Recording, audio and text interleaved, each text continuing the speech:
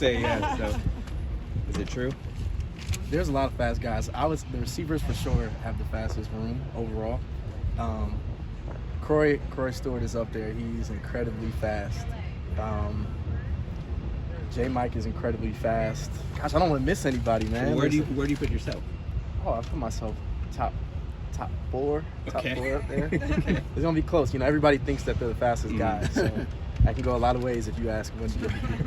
How did this conditioning help you guys? I mean, did you feel it today that you were in better shape as a result of that? Oh, 100%. We really strive this whole offseason on being one of the best conditioned teams, and you got to really stress your body. You got to push yourself to a point you've never been if you want to do something you've never done before. So Coach Belton made sure of it, that we was going to be ready to go today and go out there and be able to fly around.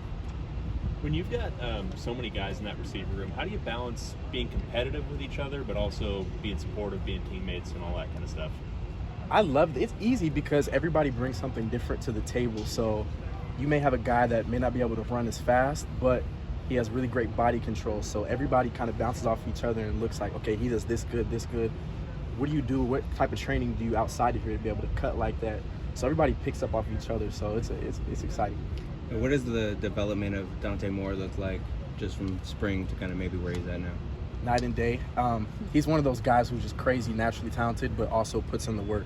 Like, he's a grinder. That was one of the first things I noticed about him when he first came in. Like, he was just different, like, mentally for a young guy. It's like, wow, as an older guy, you can really look and be like, wow, like, there's not many young guys who come in with their head on that. So it's exciting to see him progress every week, and, I'm excited to start. The sky's the limit for him. Chip called him an old soul. Do you kind of believe in that, or is that kind of what you've seen from him too? Oh yeah, he's real calm. He's quiet. He likes to joke around a little bit, come out of his shell, but he's really like laid back for the most part.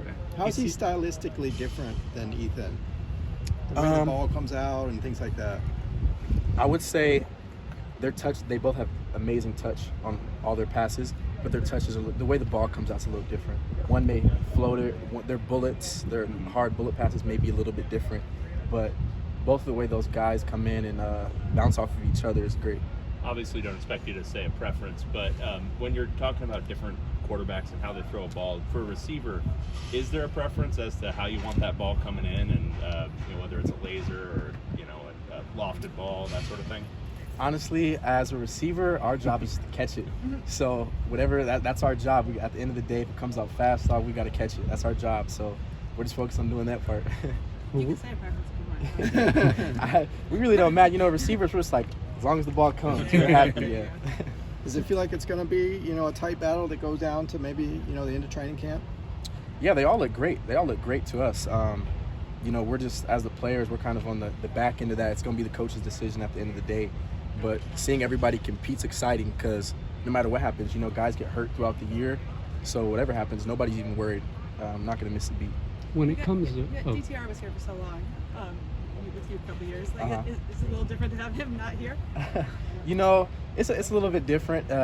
He has one of those personalities. He's super outgoing and stuff. But all the guys who have been here so far and came in early, like, we've been training all off season together and stuff. So everybody's really close now, and we've kind of got used to the guys that are here right now. When it comes to Ethan, obviously a lot was made of his knowledge of the offense, but is there anything you've noticed where he's particularly improved dramatically, maybe from last year to where he is right now? Oh yeah, he's a lot more vocal.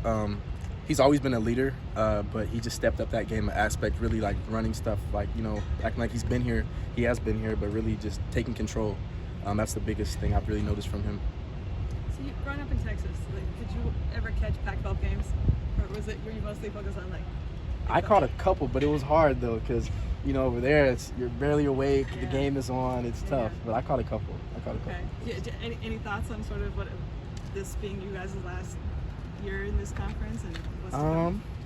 Really, right now we're just focused on coming out here every day. We're not even really thinking about that. Just coming out here, getting better every day, and leading up to game one. That's really it.